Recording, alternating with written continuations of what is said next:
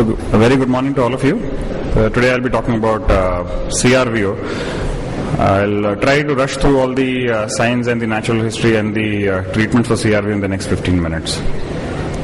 Now, central retinal vein occlusion is among the most common of the retinal vascular occlusions, second only to BRVO. It usually has acute and a catastrophic. It's usually an acute catastrophic event with a self-limiting course. And however, it can actually cause a lot of problems for the patient, both in the times of vision and quality of life. Also, often patients with CRVO, when they are worked up, we discover new or undetected systemic disease for the very first time. It's commonly seen in older individuals beyond 65 years.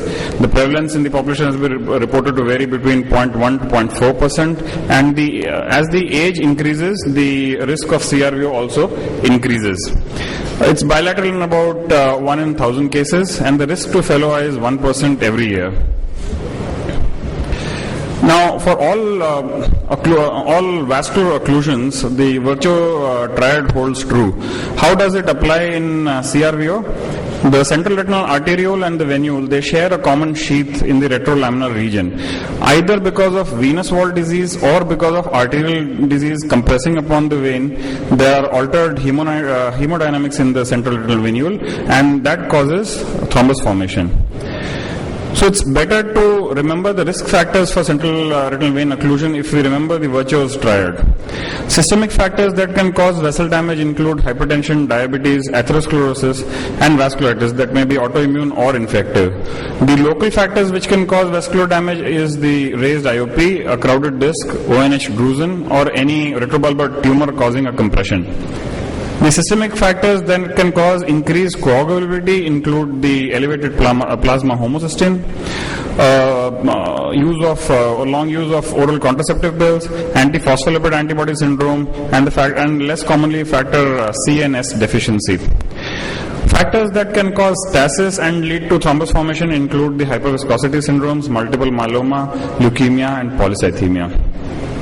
Now, depending upon the site of block, this blockage can result in either a CRVO or a hemi-CRVO. Now, 20% of individuals have the two trunks of the central retinal venule which combine far posterior to the retrolaminar region. In these individuals, if there is a blockage, it usually results in a HCRVO or a hemi-CRVO. In other individuals, it will result in a CRVO.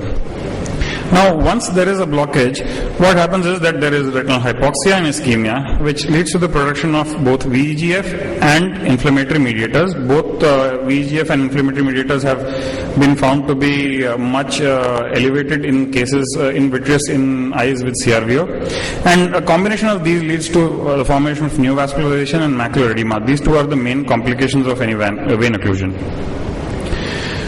The breakdown of the blood retinal barrier in the retina causes leakage of fluid, which overwhelms the fluid removal capacities of the retina and causes macular edema. Now, based on the perfusion status, the CRVO has been classified into a ischemic type and a non-ischemic type. In the CVS study, they defined non-ischemic as those eyes which have less than 10 disc areas of capillary non-perfusion. Ischemic CRVO eyes were defined as those having more than 10 disc areas. However, this is not a very watertight segmentation. Non-ischemic eyes can convert into the ischemic forms, as we shall see a little later on. Now, what's new is that with the CVS study, we've only been looking at the posterior pole. However, with the advent of wide field angiography and wide field imaging, what has been discovered is that a lot of these so-called non-ischemic eyes have extensive areas of non-perfusion in the retinal periphery. The natural history of CRVO, most patients have poor vision at presentation, less than 6/12, and the vision usually decreases over time in cases with CRVO. Almost half of the patient with non-ischemic and almost 100% of patients who have ischemic CRVO at presentation develop macular edema. Some of them do have a spontaneous regression. Now, neovascular glaucoma is a very important complication of CRVO and develops in up to 1/3 to 1/2 of the eyes having ischemic CRVO. 10% develop vitreous hemorrhage. Now, patients usually present with a sudden painless loss of vision. The loss of vision is usually transient and slowly progressive in cases of non-ischemic CRVO. It's usually a thunderclap event or an abrupt decline in cases who have a ischemic CRVO. The magnitude of the visual loss at presentation can give us a clue to whether the patient has ischemic or non-ischemic CRVO, and it is supposedly a indicator with a fairly high degree of sensitivity and specificity. If the patient's vision is poor, less than 360 at presentation, most likely it's an ischemic CRVO. The visual acuity should be recorded very well because it has a lot of prognostic value as well. As you can see in this chart, in the CVO study when they followed patients for 3 years, most patients who presented with good vision, that is better than 612, almost one-third of the patients, retained that vision over the 3 years. Patients who had severe visual loss, that is less than 660, most of them did not have any spontaneous improvement. And patients who had moderate visual loss, half of them retained that vision. A lot of them did convert into ischemic CRVO and went on to have a drop in vision, more than one-third. And very few patients had a improvement, spontaneous improvement in vision. The next extremely important sign to elicit in the clinic when you see a CRVO case is the pupillary light reflex. It's a very important diagnostic and prognostic sign, very easy to perform, and has a very high sensitivity and specificity to detect ischemic CRVO. Presence of an RAPD signifies ischemic CRVO. Even in cases that were previously non-ischemic and now are converting into ischemic CRVO, the RAPD usually precedes the clinical signs. The fundus signs of retinal hemorrhages are very non-specific. Superficial hemorrhages usually predominate in cases of vein occlusions. The more extensive hemorrhages are seen in cases of ischemic CRVO. The clearance time in ischemic CRVO is also more. Cotton wool spots are not pathognomic of ischemic CRVO, can be present in either ischemic or non-ischemic variety. Disc edema is usually secondary and sometimes can be severe. Pre-retinal hemorrhages and macular edema can also be seen. A chronic CRVO usually presents with an optociliary shunt at the disc and persisting macular edema, which usually leads to RP atrophy at the macula. The anterior segment complications, like I told you, are very important. Iris neovascularization and ankle neovascularization, everybody has heard of the term of the 100-day glaucoma, that is with CRVO. Now, neovascularization of the iris can be present in up to 1/5 of the eyes with perfused CRVO, with non-ischemic CRVO, and up to 1/3 of the eyes with the ischemic group. However, in the ischemic group, about 30% will progress to have a glaucoma, whereas none of the eyes with NVI in the perfused group will have glaucoma. In almost 1/10 of the eyes, that is 1 in 10 patients, may have angle neovascularization without the development of iris neovascularization. That is why you need to do a gonio. A slit lamp examination is not enough. Again here, presenting base AVA or presenting visual acuity correlates with the development of neovascular complications. Most patients with good vision will not have iris neovascularization over the follow-up, whereas patients who have a worse vision, less than 60, almost 1/3 of these patients will develop the neovascular complications. Posterior segment complications include a conversion of the non-ischemic variety into ischemic CRVO. Almost 1/3 of eyes will have this problem.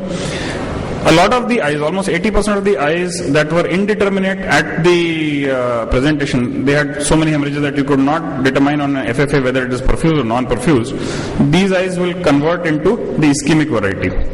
Now, macular edema is very common. 75% of eyes with CRVO will develop macular edema. Neovascular of the disc and elsewhere are less frequent. Vitreous hemorrhage can be present at the presentation itself or can be a result of the neovascularization.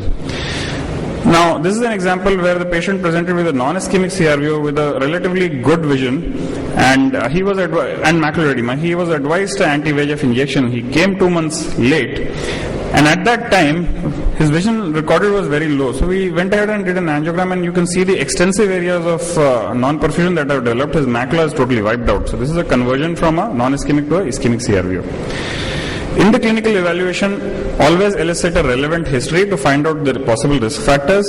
The ophthalmic examination should include the evaluation and documentation of the visual acuity, IOP, presence of neovascular complications, that is NVI or NVA, the pupillary reflex, and a record of the fundus evaluation. At all visits, both undilated gonioscopy and pupillary evaluation are a must. Systemic evaluation has to be tailored to the clinical situation. If a patient with older than 60 years already has diabetes or hypertension, you don't need to do extensive workups. So you need to have a stepped approach. Fundus fluorescence angiography has a limited role early on. It aids in the assessing the degree of capillary non-perfusion if you are planning a study. Otherwise, you don't need to do it in every patient. Where the vision cannot be explained or the treatment responses are not that great, you can detect macular ischemia in cases with macular edema. Optical coherence tomography usually shows inner hyperreflectivity because of the hemorrhage. Retinal thickening, cystoid spaces are seen. Inner layer loss is seen in ischemic cases. Subretinal fluid can be present up to 70 to 75% of patients with CRVO. It's a very useful tool to quantify the macular edema and to follow it up serially as it progresses. ERG is very highly specific and sensitive in detecting ischemic CRVO from non-ischemic CRVO. You have the B wave implicit time is prolonged and the amplitude is reduced. So there is a B by A reversal. Now this case, here you see the example of non-ischemic and ischemic CRVOs. On the left hand side you see a patient with non-ischemic CRVO. The B wave has reduced but not totally gone.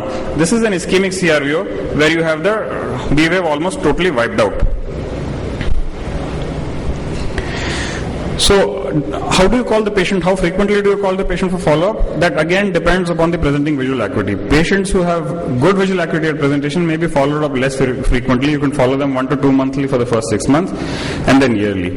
Patients who have moderate or severe visual loss, they need to be followed up much more frequently. You have to follow them monthly for the first 6 months, and depending upon how the course goes, you may call them less frequently. If at any point of time during the follow-up, the visual acuity drops, that's a sign of conversion from non-ischemic to ischemic CRVO. The schedule has to be started fresh again. Coming to the medical treatment, of course you have to try identifying the cause and treat it. Rheological agents like pentoxifylline and troxyuretrin have been tried with mixed results. Not many people prefer using them. Aspirin and antiplatelets have found to have a worse outcome, so don't prescribe them routinely unless the physician wants to do it. Systemic thrombolysis and anticoagulation have been found to recanalize and improve perfusion of these eyes, but their systemic morbidity and mortality is very high. Isovolemic hemodilution has been practiced in Europe. It's very popular there, and several small trials have shown benefit in both the visual acuity and the AV transit time, which signifies that recanalization.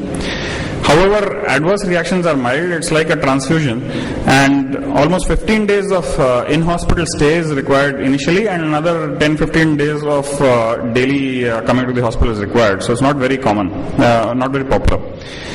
Where the cause of CRVO is inflammatory, you may need to use systemic steroids and NSAIDs in these patients. Otherwise, for NVG, you use topical steroids and anti-glaucoma medications. Now, laser photocoagulation has been found to help in cases that have NVI or NVD. It does have a potential to destroy the field of vision, so it's not routinely practiced prophylactically, and prophylactic laser does not prevent the occurrence of neovascular complications. So ideally, should always recommend PRP only after the neovascular complications develop. In some cases where you know the follow-up is going to be poor or they cannot come for follow-up, you may consider giving a prophylactic PRP. And NVI usually responds very well. Chorioretinal anastomosis has been tried with the logic that if you bypass the blocked vein, you could possibly improve the perfusion. It's done by a transretinal venipuncture, either by vitreous surgery or by using a high energy laser to rupture the Bruch's membrane. The complication rate is high and the success rate is pretty low. Macular edema does not improve with grid laser photocoagulation in CRVO. Other options are available, better options like anti-VEGF and intraretinal steroids. Triamcinolone was the first agent to be used in treatment of macular edema, and the 1 milligram and 4 milligram both doses have been demonstrated to be effective in the treatment. 1 milligram has lesser complications. The Ozurdex implant has been tried in a randomized controlled trial, and it has demonstrated good results in vein occlusion related treated macular edema. Anti-VEGF, because VEGF levels are high, anti-VEGF therapy is also known to act and produce good results. Bevacizumab, both 1.25 milligram and 2.5 milligram doses have been used and are equally efficacious and tolerated well. The only problem is that you need multiple injections. The effect of injection only lasts about 1.5 to 2 months. Ranibizumab or Lucentis has also shown excellent results and safety profile in a phase 3 randomized controlled trial. Both anatomical and visual endpoints were substantially better in treated patients. You require about 10 injections in year to maintain those good results. Surgical treatment is not very commonly used in patients with CRVO. It's indicated in people who have a non-clearing vitreous hemorrhage. People have tried radial optic neurotomy, and this is pretty controversial. It's not usually a recommended treatment. Vitrectomy with ILM peeling and IVTA injection has been shown to produce good results in patients who have macular edema from CRVO. Again, the whether it is because of the ILM peeling or because of the vitrectomy or the IVTA, nobody really knows. So the take-home message, I just put it in the form of a verse. So you can all probably listen to it, and most of the important points regarding CRVO are there in this. CRVO is an explosion on orange of red. The patient walks in with dread. He's bothered, his vision is low. Well, it's just start of the show. You say a blockage in the retinal vein. Most treatment tactics have been in vain. The aftermath we need to see. If only macular edema, you're lucky. Because that's something we can treat. If not too bad, the results are sweet. It's the new vessels that I fear. Have regular visits, stay near. Untreated, they can cause a mess. That's best avoided by timeliness. Your internist's advice you should heed. A lot of your ilk do him need. With that, the consultation is over. Later you scan journals cover to cover. Among treatments that fill corporate coffers, a better treatment to our patients we may offer.